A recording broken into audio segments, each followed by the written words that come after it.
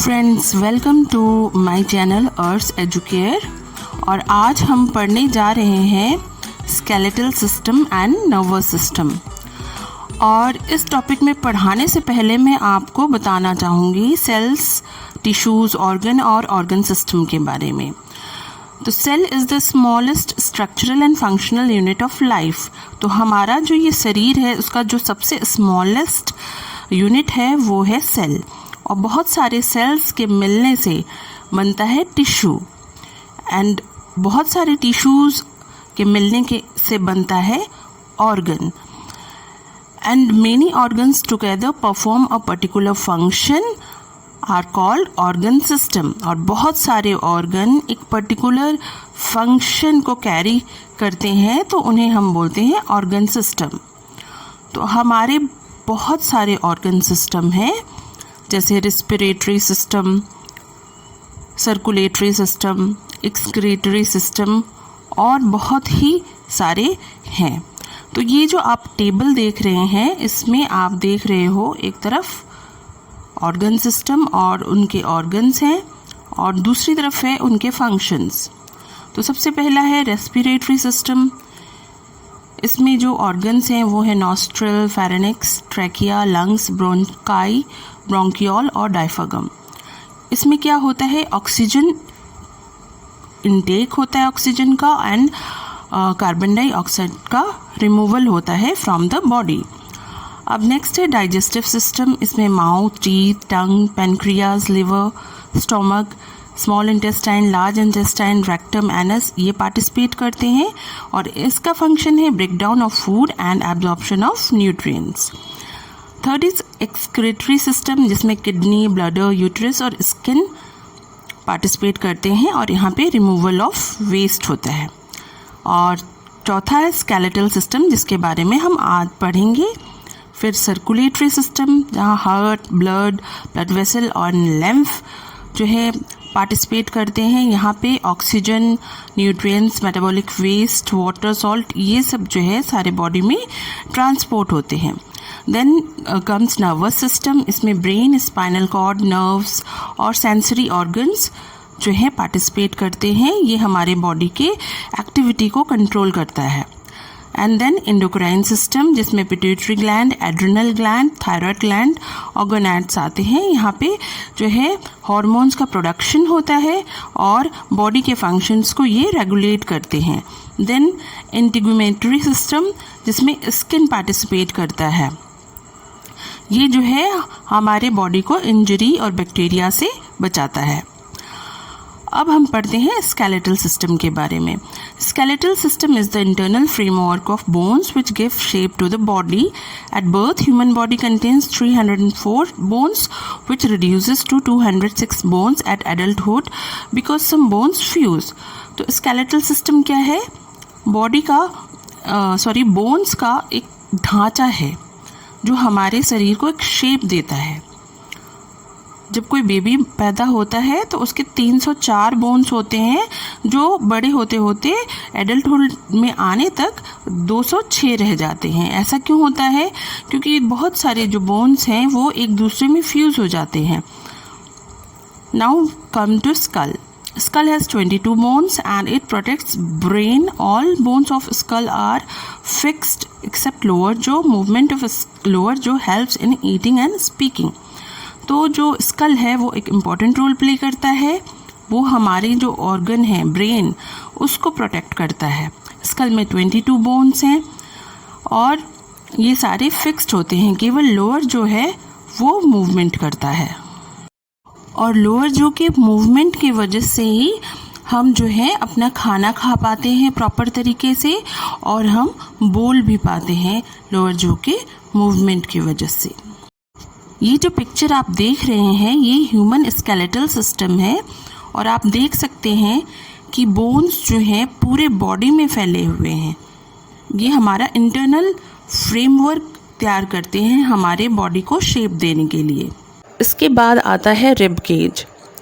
Rib cage bones का एक जो है केज है जो हमारे छाती के चारों तरफ रहता है। इसे हम कहते हैं rib cage. It is made up of 12 pair of thin curve bones called ribs. ये 12 पेयर पतली पतली हड्डियों से बना हुआ रहता है जो कि कर्व्ड होती हैं शेप में। इनको हम रिब्स कहते हैं इन बोन्स को। और ये जो रिब्स हैं वो बैकबोन से अटैच रहती हैं और सामने की तरफ स्टर्नम से अटैच रहती हैं। इन रिब ये जो 12 रिब्स हैं उसमें से 2 पेयर्स को हम फ्लोटिंग रिब्स कहते हैं। Last 2 pairs of ribs are not attached to the sternum are called floating ribs. ये जो लास्ट की ऊपर से नीचे की तरफ जो ये लास्ट की जो 2 रिब्स हैं वो बैकबोन से तो अटैच्ड हैं बट ये स्टर्नम से अटैच नहीं होती हैं, इसीलिए इन्हें हम फ्लोटिंग रिब्स कहते हैं। इसके बाद आता है backbone. Backbone is also known as spine, vertebral column and vertebrae. तो बैकबोन को हम रीढ़ की हड्डी बोलते हैं और इसे स्पाइन, वर्टिब्रल कॉलम, वर्टिब्रेट भी कहते हैं। It is made up of 33 small bones extending from neck to tail. ये 33 छोटे छोटे बोन्स से बना हुआ है जो कि नेक से, गर्दन से शुरू होकर के हिप रीजन तक जाता है। और ये जो वर्टिब्रे होते हैं इसके बीच में छेद होता है और इस छेद से ही स्पाइनल कॉर्ड रन करता है, इसकी वजह से वो प्रोटेक्टेड रहता है। Vertebrae are further divided into cervical vertebrae, thoracic vertebrae and lumbar vertebrae. तो वर्टिब्रे को हम फर्दर डिवाइड कर सकते हैं सर्विकल वर्टिब्रे में, जो कि सिर से लेकर गर्दन तक का पोर्शन होता है। उसके बाद आता है थोरैकिक वर्टिब्रे जो कि गर्दन से लेकर के ये आपके बैकबोन के मिडिल तक आता है। उसके बाद नीचे का जो पोर्शन है वो है लुम्बर वर्टिब्रे। फिर आता है limbs. Human have 2 pair of limbs, the four limbs and hind limbs. जो हमारे दोनों हाथ हैं उन्हें फोर लिम्स कहते हैं और जो हमारे दोनों पैर हैं उसे हिंड लिम्स कहते हैं। Forelimbs are joined to the spine with the help of shoulder girdles, which is made up of a pair of shoulder blade and a pair of collarbones. तो फोरलिम्ब जो है वो स्पाइन से कनेक्टेड होता है shoulder ग्रिडल के थ्रू, और shoulder ग्रिडल जो है वो कॉलर बोन और शोल्डर ब्लेड से बना हुआ रहता है। यहाँ इस पिक्चर में आप अच्छी तरीके से देख सकते हैं कि किस तरीके से फोरलिम्ब जो है अटैच है शोल्डर ग्रिडल से। फोरलिम्ब्स के 2 पार्ट्स होते हैं, अपर आर्म और लोअर आर्म। अपर आर्म जो है वो शोल्डर से लेके एल्बो तक का पोर्शन होता है और इसमें जो सबसे लंबा बोन होता है वो होता है ह्यूमरस, और एल्बो से लेकर रिस्ट तक का जो पोर्शन है वो कहलाता है लोअर आर्म। और इसमें 2 बोन्स हैं, रेडियस एंड उल्ना। इसके बाद आता है हिंड लिम्ब। हिंड लिम्ब के भी 2 पार्ट्स होते हैं, अपर लेग और लोअर लेग। ये जो है नी पे जॉइंट होते हैं। Upper leg has thigh bone called femur, which is powerful bone as it bears the weight of our body. It is the longest bone in our body. Long bones are hollow and have bone marrow in them. तो जो अपर leg है उसमें thigh bone है, femur जो सबसे powerful bone है, बहुत strong bone है, बॉडी का सारा वेट उस पे जाता है और ये सबसे लॉन्गेस्ट बोन है बॉडी का। और लॉन्ग बोन्स जो होते हैं उनके अंदर जो है खोखले होते हैं वो अंदर से, और जो खोखला एरिया होता है वहाँ पे बोन मैरो प्रेजेंट होता है और बोन मैरो का काम होता है ब्लड का फॉर्मेशन, बोन मैरो से ही ब्लड फॉर्मेशन होता है। देन लोअर लेग जो है ये नी से लेकर के, घुटने से लेकर के हमारी एड़ी तक का जो पोर्शन है उसको हम लोअर लेग कहते हैं। The 2 bones tibia and fibula make up the front of lower leg. Lower leg के जो फ्रंट पोर्शन को टिबिया और फिबुला नाम के 2 बोन्स बनाते हैं। और क्या आपको पता है सबसे स्मॉलेस्ट बोन जो है वो स्टिरअप है जो हमारे कानों में पाया जाता है। उसके बाद ये आप जो देख रहे हो ये है हिंड लिम्स। आप देख रहे हो थाई बोन जो है फ्यूमर प्रेजेंट है, उसके बाद नीज में पटेला है और टिबिया एंड फिबुला भी इस पिक्चर में बहुत ही सही तरीके से दिखाया गया है। The meeting point of bones is called joint. It helps us to bend, twist and turn. The bones are held together by a strong elastic tissue called ligaments. दो हड्डियां जहां जुड़ती हैं उसको हम जॉइंट बोलते हैं। ये जॉइंट्स मुड़ने और टर्न करने में, झुकने में हेल्प करती हैं। और जो बोन्स हैं, दो बोन्स एक दूसरे से बहुत स्ट्रॉन्गली जुड़ी रहती हैं एक टिश्यू के वजह से, जिसका नाम है लिगामेंट। लिगामेंट जो है इलास्टिक टिश्यू है जो कि स्ट्रेच हो सकता है, और जब उसमें स्ट्रेन कम होता है तो वो वापस अपनी जगह पे आ सकता है। जॉइंट्स को हम फर्दर 2 कैटेगरीज में डिवाइड कर सकते हैं, मूवेबल जॉइंट और immovable joint. Movable joint helps in movement of our body. Movable joints जो हैं वो हमारे बॉडी को एक जगह से दूसरी जगह ले जा सकती हैं, जैसे कि हाथ और पैर। और इमूवेबल जॉइंट्स जो होते हैं वो मूव नहीं कर सकती हैं, जैसे कि हमारे स्कल जॉइंट्स और रिब केज के जॉइंट्स जो हैं वो इमूवेबल जॉइंट्स हैं। अब मूवेबल जॉइंट्स 4 तरीके की होती हैं। First is hinge joint. It helps the bones to move in one direction. Hinge joint वाली जो बोन्स होती हैं वो केवल एक डायरेक्शन में मूव कर सकती हैं, जैसे कि एल्बोज, नीज, फिंगर्स और टोज़। जो नीज़ है, जिसे हम घुटना बोलते हैं, घुटने से आपका जो पैर है वो केवल पीछे की तरफ मुड़ सकता है, आगे की तरफ नहीं मुड़ सकता है। तो ये केवल एक डायरेक्शन में मूवमेंट अलाउ करती हैं। Ball and socket joints allow movement in all directions. जिन जॉइंट्स में बॉल एंड सॉकेट जॉइंट होगा वहाँ पे जो है आपका जो ये बोन्स हैं वो हर डायरेक्शन में मूव कर सकती हैं, जैसे कि शोल्डर और हिप रीजन। आपका शोल्डर आगे पीछे, दाएं बाएं, ऊपर नीचे, हर तरफ आपके आर्म को मूव कर सकता है। One bone ends like a ball while other ends like a cup and they fit into each other. तो एक बोन का जो एंड होता है वो बॉल के जैसे होता है, और दूसरा एंड जो है वो कप के जैसा होता है, दूसरे बोन का एंड। तो ये जो है जैसे कप के अंदर बॉल बहुत अच्छे से फिक्स हो जाता है, इस तरीके से ये बॉल एंड सॉकेट जॉइंट्स होती हैं।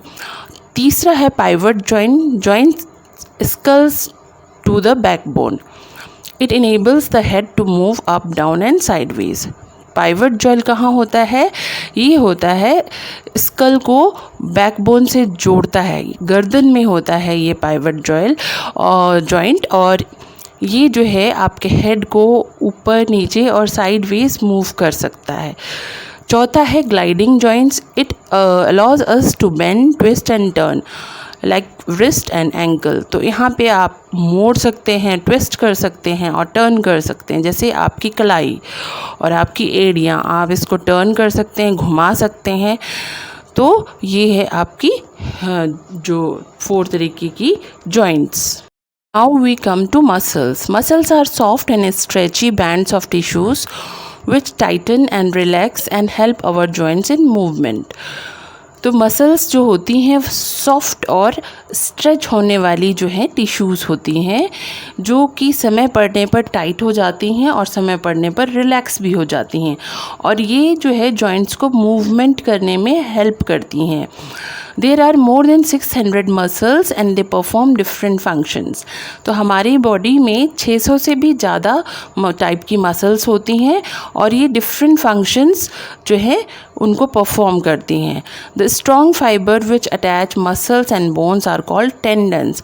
तो मसल्स को बोन्स से अटैच करके जो फाइबर रखता है उसको बोलते हैं टेंडन्स। ये बहुत ही स्ट्रॉन्ग फाइबर है जो एक धागे के जैसा होता है, जो कि मसल्स और बोन्स को सिल के साथ में रखता है। अब मसल्स जो हैं that can be divided into 3 categories: voluntary muscles, involuntary muscles and cardiac muscles. Voluntary muscles are under our control like muscles in arms, neck, shoulders and legs. तो voluntary muscles वो होती हैं जिसको हम अपने कंट्रोल में रख सकते हैं, जब चाहे उन्हें मूव कर सकते हैं, जब चाहे उसे रोक सकते हैं, जैसे कि हमारी हाथ के मसल्स, गले के मसल्स, कंधे के मसल्स और लेग्स के मसल्स। सेकेंड टाइप है involuntary muscles. Involuntary muscles are also known as smooth muscles and they work on their own. These muscles helps in breathing, movement of food in stomach and intestine and flow of blood. तो involuntary muscles जो हैं इनको हम smooth muscles भी बोलते हैं और ये अपने आप काम करती हैं, ये हमारे कंट्रोल में नहीं होती हैं। ये जो है ब्रीदिंग में हेल्प करती हैं और जो खाना हम खाते हैं उनका मूवमेंट करने में पेट से लेके इंटेस्टाइन तक मूवमेंट जो होता है इन मसल्स के थ्रू होता है और ब्लड के फ्लो में भी ये हेल्प करती हैं। एंड थर्ड टाइप की जो है वो है cardiac muscles. Cardiac muscles are muscles of heart and are involuntary in nature and pump blood to all parts of our body. तो कार्डियक मसल्स जो हैं वो हार्ट में पाई जाती हैं और ये इनवॉलंटरी है, मतलब इनमें भी हमारा कोई बस नहीं चलता, ये अपने आप काम करती हैं और ये ब्लड को पूरे बॉडी में पंप करती हैं। Now we come to nervous system. Brain, spinal cord and nerves constitute nervous system. All parts of our body communicate with each other by the help of nervous system. तो brain, spinal cord और nerves ये सब मिलाकर के बनाती हैं nervous system. और body जो हमारे बॉडी के जो पार्ट्स हैं वो एक दूसरे से कम्युनिकेट करते हैं नर्वस सिस्टम के द्वारा। जैसे हम अपने फ्रेंड से फ़ोन पे बात करते हैं तो फ़ोन नेटवर्क के थ्रू करते हैं, उसी तरीके से शरीर के जो डिफरेंट पार्ट्स हैं वो भी एक दूसरे से कम्युनिकेट करते हैं नर्वस सिस्टम के थ्रू। तो नर्वस सिस्टम का जो मेन ऑर्गन है वो है brain. Brain is the main organ. It sends and receives information from all parts of the body. Brain has 3 parts: cerebrum, cerebellum and medulla. तो brain main organ है और ये जो है बॉडी में जो इंफॉर्मेशन होता है उसको सेंड करता है और रिसीव भी करता है। ब्रेन के 3 पार्ट्स हैं: सेरेब्रम, सेरेबलम और medulla. Cerebrum is the largest and main part of brain. It controls our sense organs and it is the center of intelligence. It helps us to think, learn, remember and recall. It also controls our voice. तो cerebrum जो है ये जो है सबसे largest और main part है brain का। ये सेंस ऑर्गन्स को कंट्रोल करता है और ये इंटेलिजेंस का सेंटर भी है। ये हमें सोचने, याद करने, लर्न करने और रिकॉल करने में हेल्प करता है और ये हमारे वॉइस को भी कंट्रोल करता है। Then cerebellum, it is situated below the cerebrum and it is egg shaped. It enables the muscle coordination and balance of our body.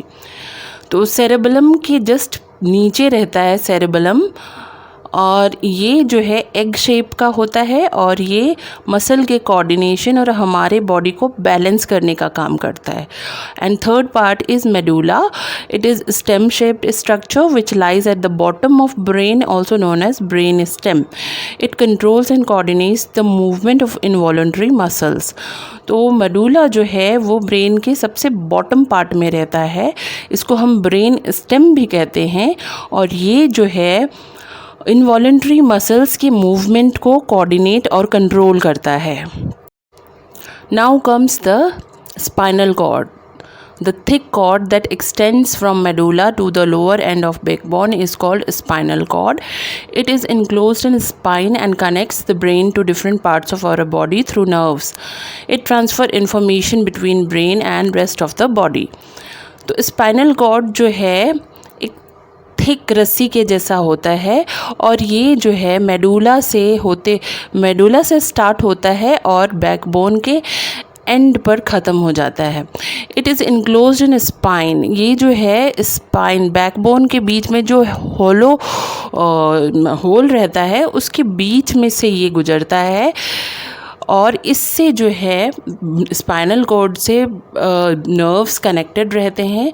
ये नर्व्स जो हैं पूरे बॉडी से जितना भी इंफॉर्मेशन है वो जो है स्पाइनल कॉर्ड में पहुंचाते हैं और स्पाइनल कॉर्ड के थ्रू फिर वो ब्रेन तक पहुंचता है. Nerves, the long thread-like structure that carry message between brain and other part of the body are called nerves. तो नर्व्स जो है थ्रेड लाइक स्ट्रक्चर धागे के जैसे होते हैं जो कि ब्रेन और बॉडी के डिफरेंट पार्ट्स से जो है मैसेज वो ब्रेन तक पहुंचाते हैं. The nerves from head and neck join brain directly, जो सिर और नेक में जो नर्व्स होते हैं वो डायरेक्टली ब्रेन से जॉइंट होते हैं, और बाकी बॉडी पार्ट्स की जो नर्व्स हैं वो इन्फॉर्मेशन जो है स्पाइनल कॉर्ड तक लेके जाते हैं, और फिर स्पाइनल कॉर्ड्स के थ्रू वो नर्व्स ब्रेन तक पहुंचता है। तो nerves can be of 3 types. Sensory nerves brings message from sense organs to brain और स्पाइनल कॉर्ड। तो सेंसरी नर्व्स उन नर्व्स को बोलते हैं जो सेंस ऑर्गन्स से जो मैसेजेस हैं वो ब्रेन तक या स्पाइनल कॉर्ड तक लाती हैं। Motor nerves carry commands from brain to muscles of different organs. तो मोटर नर्व्स वो होती हैं जो कि ब्रेन से मैसेज जो है इंफॉर्मेशन कैरी करती हैं मसल्स तक। ऑर्गन्स के जो डिफरेंट ऑर्गन्स के जो मसल्स हैं उन तक ये मैसेज कैरी करती है, इसीलिए इन्हें हम मोटर नर्व्स बोलते हैं। और मिक्स्ड नर्व्स वो होती हैं that carry messages from brain to muscles as well as send messages from sense organ to the brain. तो मिक्स्ड नर्व्स जो होती हैं वो दोनों तरीके का काम करती हैं। वो ब्रेन से मसल्स तक भी इंफॉर्मेशन पहुंचाती हैं और सेंस ऑर्गन से ब्रेन तक भी इस जो है इंफॉर्मेशन पहुंचाती है। ये सेंसरी नर्व्स और मोटर नर्व्स दोनों का काम करती हैं, इसीलिए इन्हें हम मिक्स्ड नर्व्स कहते हैं। हमेशा ऐसा नहीं होता कि ब्रेन ही स्टिमुलाई के अगेंस्ट जो है रिस्पॉन्स करे। कभी कभी जो है ऑटोमेटिक रिस्पॉन्स भी हमारा बॉडी करता है, और इस रिस्पॉन्स को हम बोलते हैं reflex action. Reflex action is an involuntary and automatic response to any stimulus and it does not involve the brain. It is controlled by spinal cord. In reflex action, skin acts as receptor organ. It sends signal to spinal cord and it orders the muscles of hands which act as effector organ.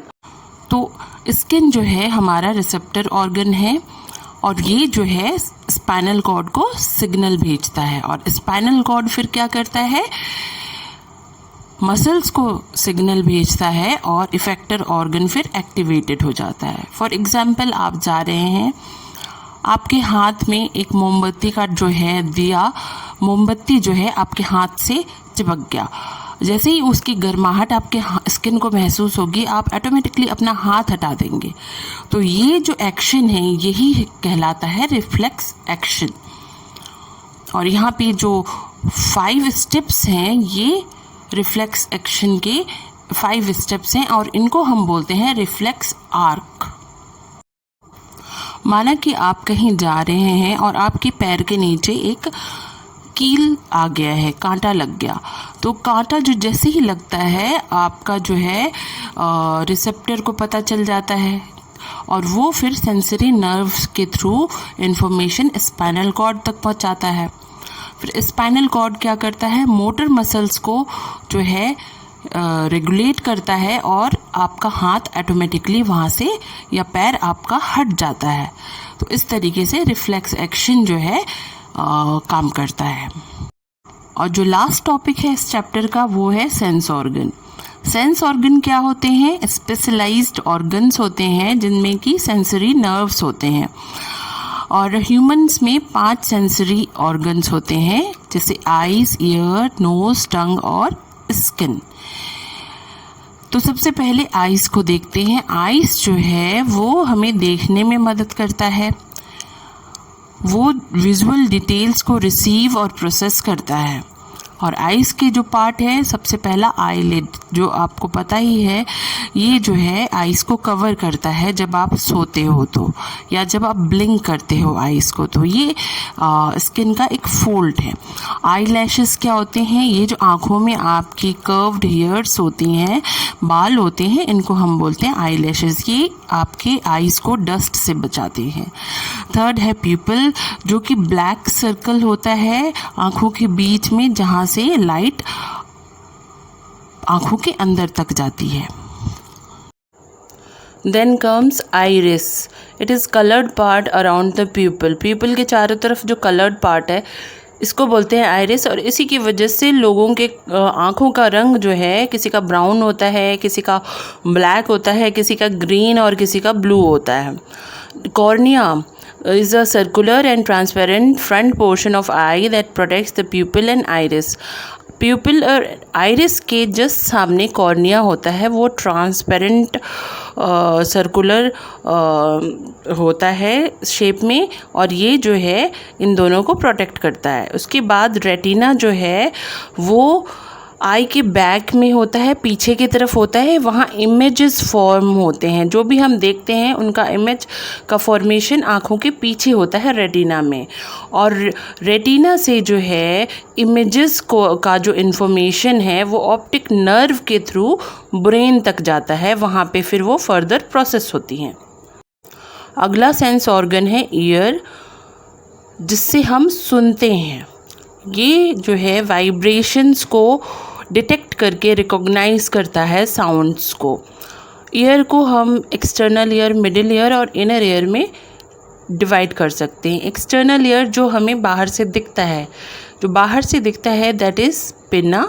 उसके बाद ear canal होता है, उसके अंदर से sound जाती है और ईयर ड्रम तक पहुंचती है।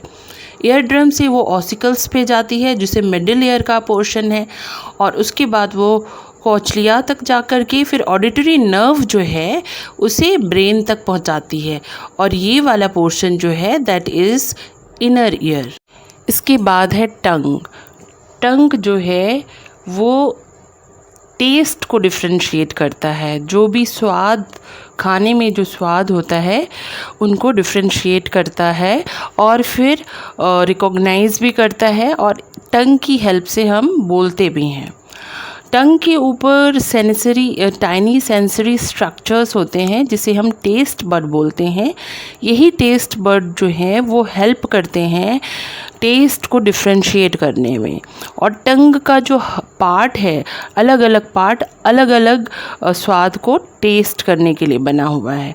जैसे इस पिक्चर में आप देख रहे हो कि फ्रंट पार्ट जो है वो मीठे को टेस्ट करता है, उसके ऊपर जो है सॉल्टी टेस्ट आप रिकॉग्नाइज कर पाते हैं। उसके बाद आप खट्टा कोई चीज़ अगर खाते हैं तो वो खट्टापन वहाँ से महसूस होता है, और बिटरनेस जो है टंग के एंड पे आपको महसूस होता है। And fourth sense organ is nose. Nose से हम क्या करते हैं, स्मेल को डिस्टिंग्विश करते हैं, और nose is also known as olfactory organ. Animals have a stronger sense of smell than humans।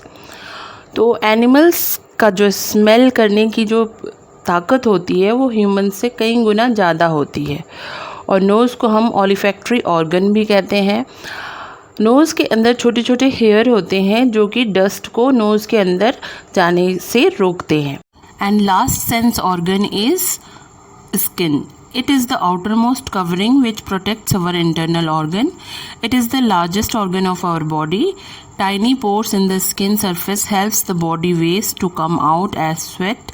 It helps us to feel heat, cold and pain. तो स्किन जो है ये हमारे बॉडी को प्रोटेक्ट करता है। जितने भी हमारे ऑर्गन्स हैं, इंटरनल ऑर्गन्स, उनको ये प्रोटेक्ट करता है, और ये सबसे बड़ा ऑर्गन है हमारे बॉडी का। और स्किन में छोटे छोटे पोर्स होते हैं जो कि बॉडी में जो वेस्ट होते हैं उनको पसीने के द्वारा बाहर निकालते हैं, और जो स्किन है वो हमें हीट, कोल्ड और पेन का फील करने में मदद करता है। आज का लेक्चर यहीं ख़त्म होता है, और मैं उम्मीद करती हूँ कि आपको मेरी वीडियोस पसंद आ रही होगी। आप मेरी वीडियोस को लाइक, शेयर और सब्सक्राइब करें, और यदि कोई सजेशंस हैं तो वो भी आप कमेंट बॉक्स में लिख के बता सकते हैं। तब तक के लिए थैंक यू।